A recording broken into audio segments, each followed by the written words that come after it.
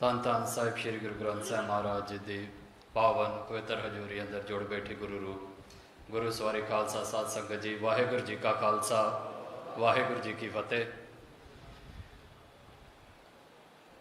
ਸ਼੍ਰੋਮਣੀ ਗੁਰਦੁਆਰਾ ਪ੍ਰਬੰਧਕ committee ਜਾਂ ਅਕਾਲ ਤਖਤ ਸਾਹਿਬ ਜਾਂ ਬਾਕੀ ਜਿੰਨੇ ਵੀ ਗੁਰੂ ਘਰ ਨੇ, ਜਿਹੜੀਆਂ ਸਾਡੀਆਂ ਸੰਸਥਾਵਾਂ ਨੇ, ਇਹ ਮੈਨੂੰ ਲੱਗਦਾ ਕਿ ਹੁਣ ਇੰਡੀਅਨ ਸਿਸਟਮ ਦੇ ਵਿੱਚ ਆ ਕੇ ਇੰਨੀਆਂ ਕੁ ਕੰਪਲੈਕਸ ਸਿਚੁਏਸ਼ਨ ਦੇ ਵਿੱਚ ਚਲੀਆਂ ਗਈਆਂ ਨੇ, ਇੰਨੀ ਕੁ ਗੁੰਝਲਦਾਰ ਸਿਚੁਏਸ਼ਨ ਦੇ ਵਿੱਚ ਚਲੀਆਂ ਗਈਆਂ ਆ ਕਿ ਮੌਜੂਦਾ ਸਮੇਂ ਦੇ ਵਿੱਚ ਇੱਕਦਮ ਇਹਨਾਂ ਨੂੰ ਉਸ ਸਿਸਟਮ ਤੋਂ ਬਾਹਰ ਕੱਢਣ ਦਾ ਹੱਲ ਸਾਨੂੰ ਕਿਸੇ ਨੂੰ ਵੀ ਨਹੀਂ ਸੋਚਦਾ।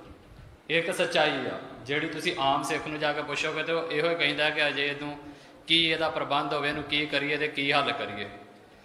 ਮੈਨੂੰ ਇਹ ਲੱਗਦਾ ਹੈ ਕਿ ਜਿਵੇਂ ਮੇਰੇ ਤੋਂ ਪਹਿਲਾਂ ਸਰਦਾਰ ਭੌਰ ਸਾਹਿਬ ਹੁਣੀ ਬੋਲ ਕੇ ਗਏ ਨੇ, ਬੜੇ ਸਤਿਕਾਰਯੋਗ, ਕਿ ਜਿਹੜੇ ਸਿਸਟਮ ਦੇ ਵਿੱਚ ਰਹਿ ਕੇ ਇਹਨਾਂ ਕਿਹਾ ਕਿ ਕੁਝ ਇਨਸਾਫ ਲੈਣ ਵਾਲੀ ਗੱਲ ਹੈ, ਉਹ ਕਿੰਨੀ ਗਿਆ, ਉਹ ਇੰਨੀ ਗਿਆ। ਮੈਨੂੰ ਲੱਗਦਾ ਕਿ ਇੰਡੀਆ ਦਾ ਸਿਸਟਮ ਇੱਕ ਉਹ ਗਾਂ ਆ ਜਿਹਨੂੰ ਜਦੋਂ ਤੇ ਲੱਗੀ ਹੋਊਗੀ ਭੁੱਖ ਅਤੇ ਇਹਨੂੰ ਸਾਥੋਂ ਕੁਝ ਚਾਹੀਦਾ ਹੋਊਗਾ, ਉਦੋਂ ਡਿੰਗੂਗੀ, ਤਰਲੇ ਕੱਢੂਗੀ। ਸਾਨੂੰ ਤਰਸ ਵੀ ਆਊ ਇੱਥੇ ਤੇ ਸਿੱਖ ਇਹਦੇ ਲਈ ਕੁਰਬਾਨੀਆਂ ਦੇਣ ਲਈ ਤੁਰੇ ਜਾਂਦੇ ਆ, ਅਤੇ ਜਦੋਂ ਦੁੱਧ ਚੋਣ ਦੀ ਵਾਰੀ ਆਉਂਦੀ, ਸਾਡੇ ਵੀ ਕੁਛ ਲੈਣ ਦੀ ਵਾਰੀ ਆਉਂਦੀ ਅਤੇ ਛੜੀਆਂ ਮਾਰਨ ਲੱਗ ਪੈਂਦੀ। ਇਹ ਉਹ ਭੋਤਰੀ ਹੋਈ ਗਾਂ, ਇਹ ਸੱਚਾਈ ਆ। ਇੱਥੋਂ ਸਾਨੂੰ ਕੁਝ ਨਹੀਂ ਮਿਲਦਾ। ਤਾਂ ਹੀ ਵਾਰ-ਵਾਰ ਇਹ ਗੱਲ ਆਈ ਆ ਵੀ ਇਲੈਕਸ਼ਨ ਸਿਸਟਮ ਤੋਂ ਬਾਹਰ ਆ ਜਾਣਾ ਚਾਹੀਦਾ। ਗੁਰਦੁਆਰਿਆਂ ਸਾਹਿਬਾਨਾਂ ਦਾ ਪ੍ਰਬੰਧ ਅਤੇ ਜਿੰਨੇ ਵੀ ਕਮੇਟੀਆਂ ਨੇ, ਇਹਨਾਂ ਨੂੰ ਇਲੈਕਸ਼ਨ ਸਿਸਟਮ ਤੋਂ ਬਾਹਰ ਕੱਢ ਲੈਣਾ ਚਾਹੀਦਾ। ਹੁਣ ਬਾਹਰ ਕੱਢਣ ਦੇ ਮੈਨੂੰ ਲੱਗਦਾ ਦੋ ਹੀ ਤਰੀਕੇ ਨੇ। ਇੱਕ ਗੱਲ ਦੇ ਉੱਤੇ ਸਾਰਿਆਂ ਦੀ ਸਹਿਮਤੀ ਹੈ ਕਿ ਮੌਜੂਦਾ ਸਮੇਂ ਦਾ ਪ੍ਰਬੰਧ ਬਿਲਕੁਲ ਨਕਾਰਾ ਹੋ ਚੁੱਕਿਆ ਹੈ, ਔਰ ਨਕਾਰਾ ਵੀ ਤੁਸੀਂ ਵੇਖੋ ਇੱਥੇ ਤੱਕ ਚਲਾ ਗਿਆ। ਮੇਰੇ ਤੋਂ ਪਹਿਲਾਂ ਜਿਵੇਂ ਗੱਲ ਚੱਲੀ ਸੀ ਵੀ ਅਕਾਲ ਤਖਤ ਦਾ ਜਥੇਦਾਰ ਸਾਹਿਬ ਵੱਡਾ ਕਿ ਸ਼੍ਰੋਮਣੀ ਕਮੇਟੀ ਦਾ ਪ੍ਰਧਾਨ ਵੱਡਾ, ਅਤੇ ਮੌਜੂਦਾ ਸਮੇਂ ਦੀ ਰਿਐਲਿਟੀ ਇਹ ਆ ਕਿ ਸ਼੍ਰੋਮਣੀ ਕਮੇਟੀ ਦਾ ਪ੍ਰਧਾਨ ਵੱਡਾ। ਜਿਹੜੇ ਭੌਰ ਸਾਹਿਬ ਨੇ ਮੇਰੇ ਤੋਂ ਪਹਿਲਾਂ ਕਿ ਇਲੈਕਸ਼ਨ ਦੇ ਰਾਹੀਂ ਜੇ ਆਊਗਾ ਤਾਂ ਫਿਰ ਉਹ ਸ਼੍ਰੋਮਣੀ ਕਮੇਟੀ ਦਾ ਪ੍ਰਧਾਨ ਹੀ ਵੱਡੇ, ਅਤੇ ਉਹ ਇੰਨੇ ਕੁ ਵੱਡੇ ਨੇ ਇਸ ਸਮੇਂ ਕਿ ਡੀਸੀਆਂ ਨੂੰ ਮੈਮੋਰੈਂਡਮ ਦੇਣ ਤੱਕ ਆ ਗਏ। ਇਹ ਆ ਇੰਡੀਅਨ ਸਿਸਟਮ 'ਚ ਸਾਡੀ ਗੁਲਾਮੀ। ਅਤੇ ਜਿਹੜਾ ਬੰਦਾ ਡੀਸੀਆਂ ਨੂੰ ਮੈਮੋਰੈਂਡਮ ਦੇਣ ਤੱਕ ਅਹੁਦੇਦਾਰੀ ਲੈ ਕੇ ਆ ਜੇ, ਤੁਸੀਂ ਉਹ ਸੋਚੋ ਉੱਥੇ ਸਾਡੇ ਅਕਾਲ ਤਖਤ ਸਾਹਿਬ ਦੇ ਜਥੇਦਾਰ ਦੀ ਕੀ ਦੁਰਦਸ਼ਾ ਹੈ, ਅਤੇ ਉਹ ਕੀ ਪੰਥ ਦੀ ਝੋਲੀ 'ਚ ਪਾਏਗਾ।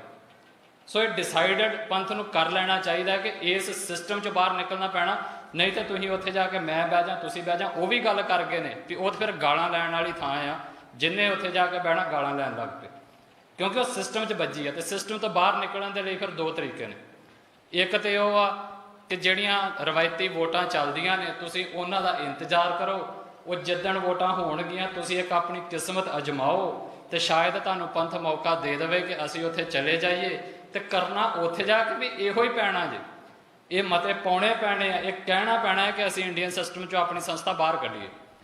ਜਦੋਂ ਤੱਕ ਸਾਡੀਆਂ ਸੰਸਥਾਵਾਂ ਡੀਸੀ ਦੇ ਹੁਕਮਾਂ ਨਾਲ ਚੱਲਣੀਆਂ ਆ, ਜਦੋਂ ਤੱਕ ਸਾਡੀਆਂ ਸੰਸਥਾਵਾਂ ਸੈਂਟਰ ਦੇ ਹੁਕਮਾਂ ਨਾਲ ਚੱਲਣੀਆਂ ਆ, ਅਤੇ ਹਾਲ ਇਹੋ ਹੀ ਹੋਣਾ ਹੈ ਜੋ ਅੱਜ ਆ, ਅਤੇ ਉੱਤੇ ਸਿਰਫ ਚਿਹਰੇ ਬਦਲਣਗੇ। ਅਤੇ ਫਿਰ ਦੂਸਰਾ ਤਰੀਕਾ ਕੀ ਬਚਦਾ ਹੈ? ਦੂਸਰਾ ਮੇਰਾ ਸੁਝਾਅ ਵੀ ਹੈ, ਇਹ ਨਹੀਂ ਆ ਵੀ ਇਹਨੂੰ ਸਮਾਂ-ਬੰਦ ਕਰ ਲਿਆ ਜਾਵੇ। ਮੈਨੂੰ ਲੱਗਦਾ ਕਿ ਜਿਹੜੀ ਇਹੋ ਜਿਹੇ ਵਿਚਾਰਾਂ ਦੀ ਲੜੀ ਆ, ਜਿਹੜੇ ਕਿ 5-7 ਪੜਾਅ ਭਾਈ ਦਲਜੀਤ ਸਿੰਘ ਬਿੱਟੂ ਹੋਣਾ ਨੇ ਗੁਣਾਤੇ ਨੇ ਕਿ ਉਹ ਉਲੀਕੇ ਜਾ ਚੁੱਕੇ ਨੇ, ਔਰ ਉਹਨਾਂ 'ਤੇ ਵਿਚਾਰ ਚਰਚਾਵਾਂ ਹੋਣਗੀਆਂ। ਇਹ ਵਿਚਾਰ ਚਰਚਾਵਾਂ ਦੀ ਕਲਮੀਨੇਸ਼ਨ ਜਾ ਕੇ ਜਿੱਥੇ ਹੋਣੀ ਚਾਹੀਦੀ, ਜਿੱਥੇ ਇਹ ਸਾਰੀਆਂ ਸਮੇਟੀਆਂ ਜਾਣੀਆਂ ਚਾਹੀਦੀਆਂ ਆ, ਉਹ ਵੀ ਕਿਹਾ ਜਾ ਚੁੱਕਿਆ। ਮੈਂ ਸਿਰਫ ਉਹਨੂੰ ਦੁਹਰਾਉਣ ਹੀ ਲੱਗਾ ਹਾਂ ਕਿ ਉਹ ਪੰਥਕ ਗੁਰਮਤੇ 'ਤੇ ਆ ਕੇ ਵਿਚਾਰ ਸਮੇਟੀਆਂ ਜਾਣੀਆਂ ਨੇ, ਅਤੇ ਉਹ ਹੋਣਾ ਹੈ ਸਰਬੱਤ ਖਾਲਸੇ ਦੇ ਰਾਹੀਂ।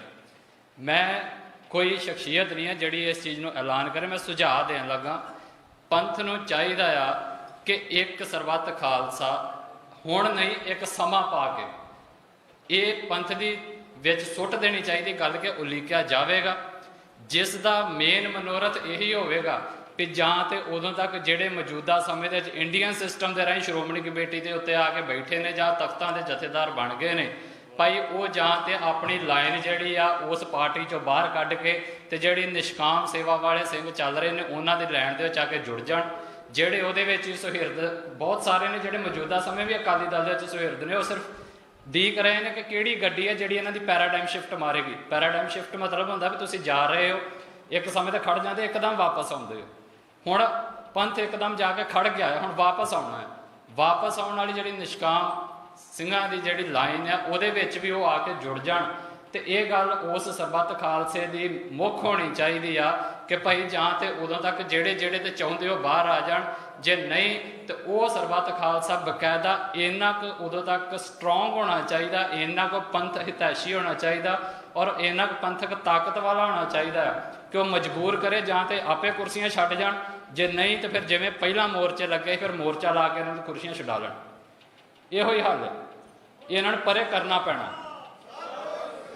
जां तो आप परे हो जाण जां करना पैना। इहो ही मैनूं लगदा हल बचदा। इंडियन सिस्टम च ना भराओ अज तक साडा कुछ बनया तो ना बनना। छड़ियाँ खाण दे लई इहनूं जिन्ना चਿਰ मर्जी पट्ठे पाई चलो, अपने सिर देई चलो, इन्हें खाई जाने आ, गोवा करी जाना है, होर इहदे कोल सानूं कुछ नहीं जे मिलना। जे कुछ लैना है तो सानूं अपना राज भाग लैके करना पैना है। जदों तक राज भाग नहीं मिलता उदों तक वो जिहड़ा मैं तुहानूं रस्ता दस्सिआ कि सरबत खालसा सदके जिहदे सारियां धिरां नूं इनवॉल्व किया जाए। जिहड़ियां साडे वर्गियां धिरां ने इन्हां नूं भावें एंड ते रख लिओ, जिहड़ियां राजनीति नूं थोड़ा अगे लैके चलदियां ने, बाकी जिहड़े निष्काम वाले ने वो इहदी पैरवाई करन, अगे होके तुरन और ये गल ऐलानन कि जां तो इहो ਜਿਹੇ ਜਿਹੜੇ मसंद ने ਜਿਹੜੇ ਹੁਣ बैठे ने जां तो परे हो जाण, जे नहीं तो फिर पंथ इन्हां नूं परे करे। सो इन्ने मेरे सुझाव ने। हो जां बेअंत भुल चुका दी खिमा। वाहिगुरू जी का खालसा, वाहिगुरू जी की फतेह।